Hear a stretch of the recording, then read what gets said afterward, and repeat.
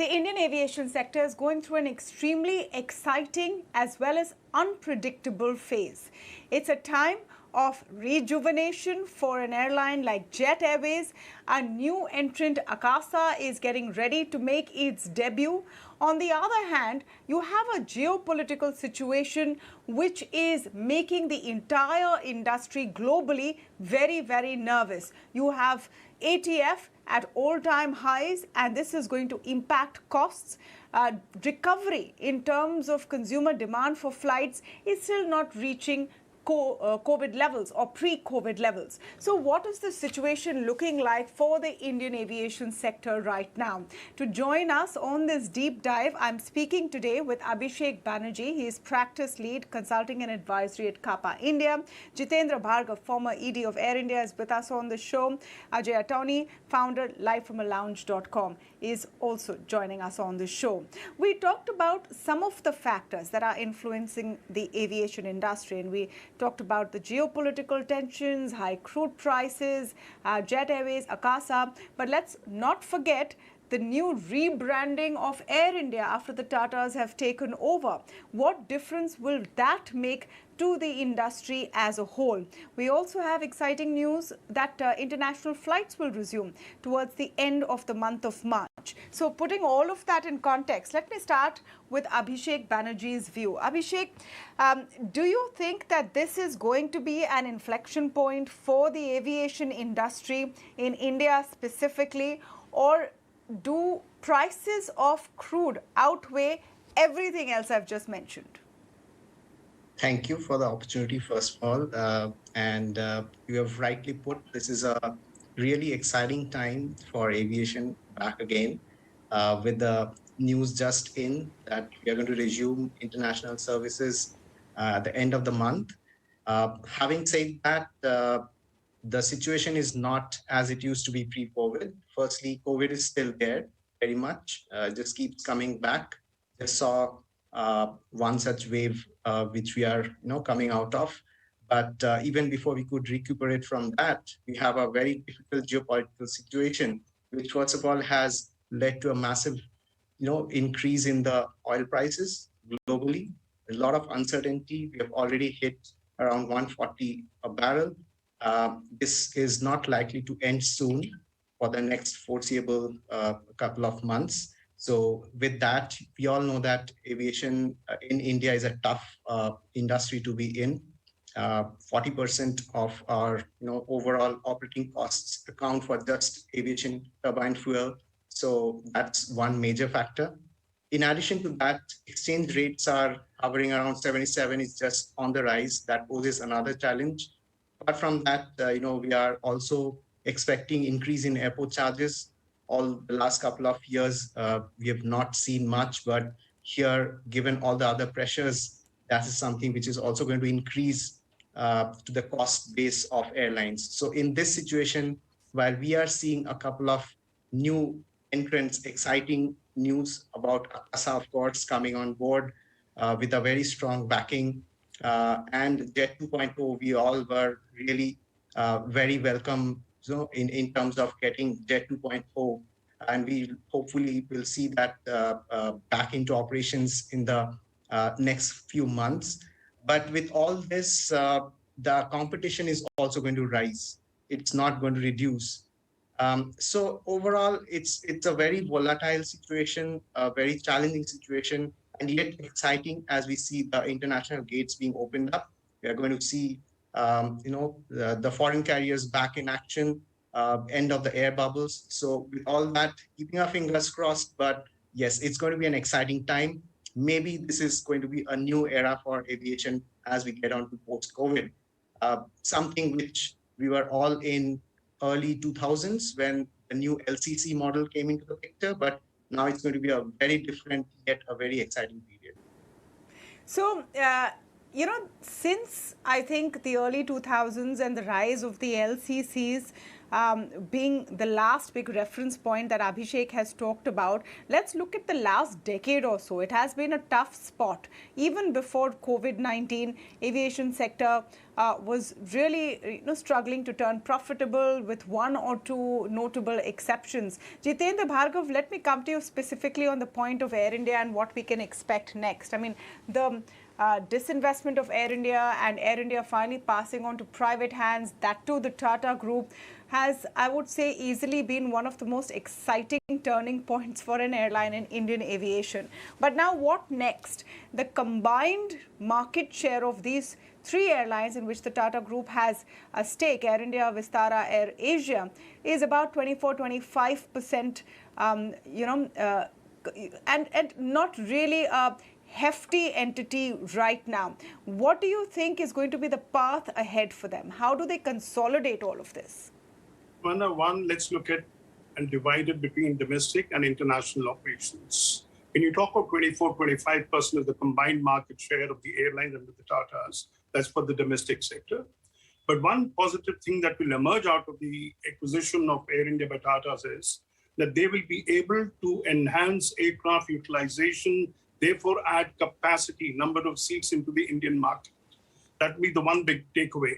The second, of course, is that the international market will be dominated by Air India and much more vigorously in future. As it is, none of the Indian carriers operate, barring Vistara, to a few international destinations, to United States, and of course, they'll be able to add capacity. And once they add capacity, it will be in competition now that the government of India has allowed the aircraft operation and international sectors as per bilateral rights. You will have competition and Tatas will improve product and all those things will take place. So it's a very healthy thing that's coming in. But one point that I would like to put across is that India is a price sensitive market. ATF prices are high on one side. The second thing that is going to happen is the moment the fares go up, the Indian market will contract. And this contraction that will pose a big difference to the fortunes of the new airlines, whether it's Revival Jet Airways, Revive Airline, or we are talking of Akasa Airline. The normal thing is that when a new airline makes an entry into the market, they come up with promotional fares. Now, where is the scope for these promotional fares when the existing airlines are finding it exceedingly difficult to survive with the ATF prices going up and price and the fares, you cannot really go and increase fares up beyond a certain point because even Indigo, for example, is adding capacity. So the moment the fares go up, the market contracts, the load factors register a fall, so you cannot really be on an expansion thing. But international, I would quite agree with you that the geopolitical thing, Ukraine war, etc., but it is not going to be affecting Air India because you have the Soviet airspace, the Russian airspace available to Air India. So there's a plus point there. It's all a question of Tatas putting the act together fast and ensuring that the number of flights being operated to the United States go up significantly. And as I've often said, you have the pilots, you have the cabin crew underutilized. So without adding any cost, any additional manpower, they will be able to jack up the flight to the United States, and that will be a money spinner for them.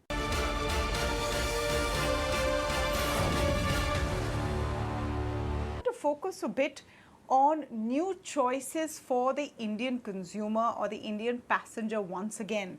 Jet, Akasa, and a rebranded, renewed Air India, now with their fresh offering and fresh look. What does that mean for the Indian passenger?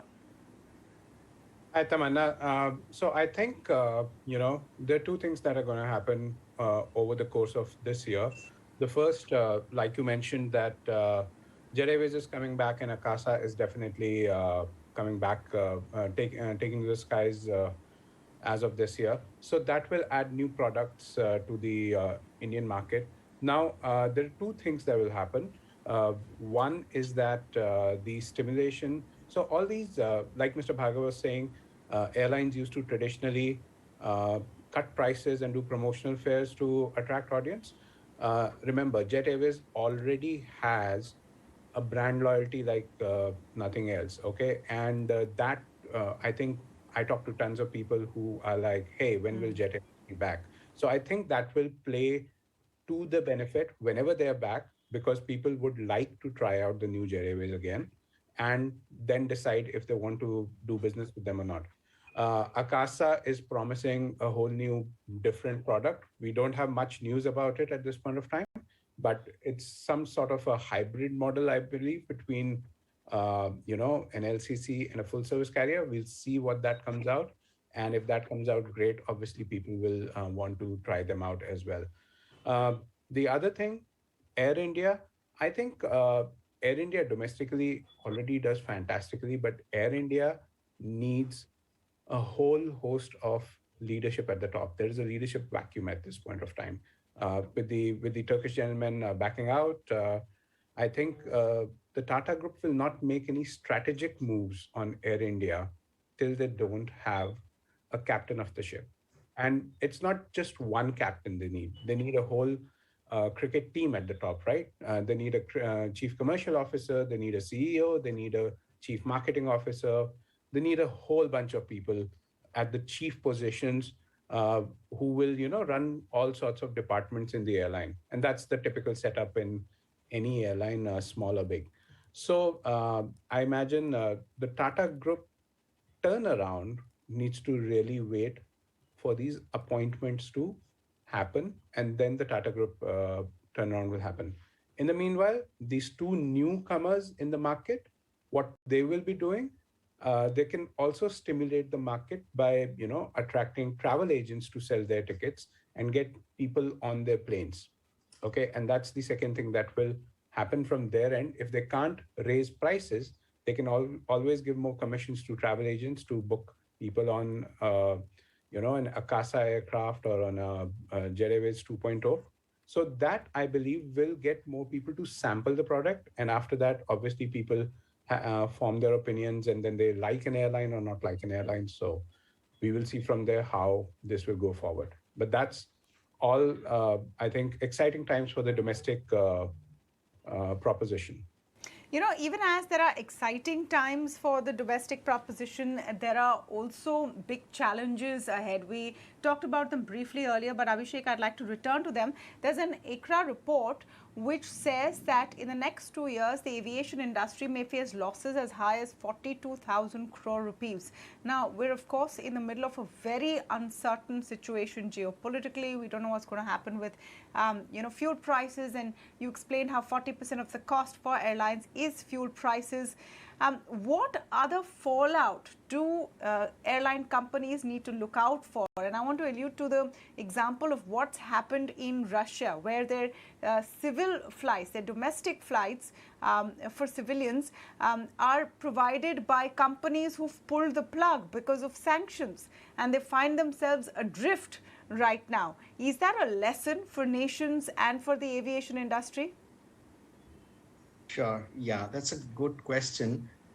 So, when we look at the airlines operating their fleets, you'll see that most of the case over a period of time, the industry has moved from more of owned aircrafts to leased aircrafts. And that's a very important factor here.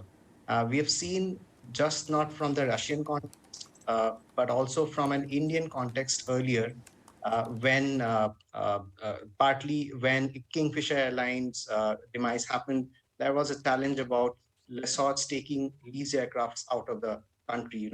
So number one, while regulations are being looked at, the Indian government is really proactively looking at, making regulations conducive to lessors to increase the confidence on airlines in the unfortunate case of such instances. So that plays an important role given the industry now. You'll see that all these startup airlines will not have their own assets. They will typically go for lease aircrafts. So that's number one. So regulations do play an important role. Number two, airlines have to ensure that their capitalization is taken care of. So when Jet 2.0 we are talking about coming into picture, that's one of their biggest things that they have to look at, that they're well capitalized. So that's something which not just Jet, but every airline has to ensure that they're well capitalized, they have a strong governance, they ensure that they are credit worthy in terms of respecting their lease out goes, as everything on the financial side. So that's probably one area that airlines have to be really careful about. And given all the cost pressures that we are talking about, definitely this poses one of the challenges and risks, rather, we should say, for the long-term sustainability of airlines in India right now.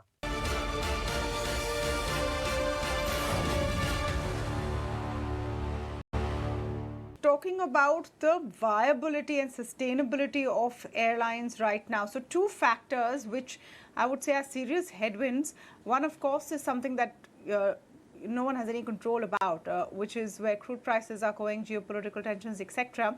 The other is the slower pace of revival of demand, where your passenger load factors are still not back to pre-COVID levels.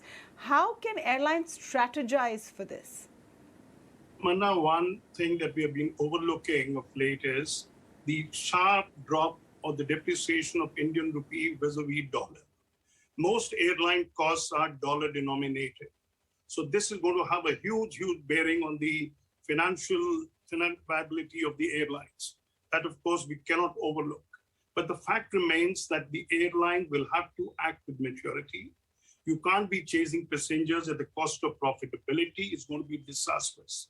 With costs high, you will say, okay, I'm going to be offering these kind of fares on these sectors just to lure passengers to fill up the seats. And eventually find that you're not breaking even. I've often said, you can't be selling seat below the cost of producing a seat.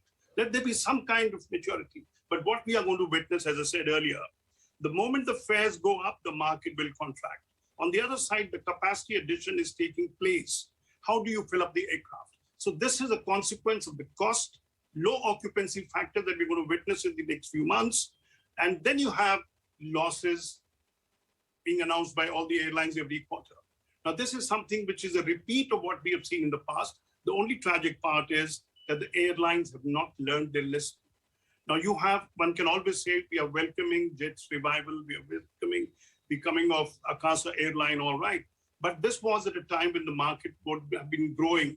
Now, if the Indian market can sustain a growth, of course, there's no denying the fact once the international operation starts, Indians will start coming in, fly within the country as well, contributing to increased number of passengers on the domestic sector. But the market is tough, even in normal times, and we are now in abnormal times. You have the number of seats available or the capacity augmentation that's going to take place, possible contraction on the occupancy factor on aircraft, high cost for the airlines. It's going to be tough. And both oil prices, ATF prices, as well as rupee depreciation is something which is beyond the airline's control. So how is a finance officer of an airline going to work out and say, look, I'm going to be sustaining this period with the minimal loss that I can incur, the airline can incur and survive. I see you had started the program by saying we are going through exciting times in aviation. In my opinion, we're going through we're going to be going through a very, very turbulent period in the coming months. I wish to be optimistic, but I just can't be optimistic. No, I mean, you have to look at what we are facing squarely, and it's not looking like good news at all.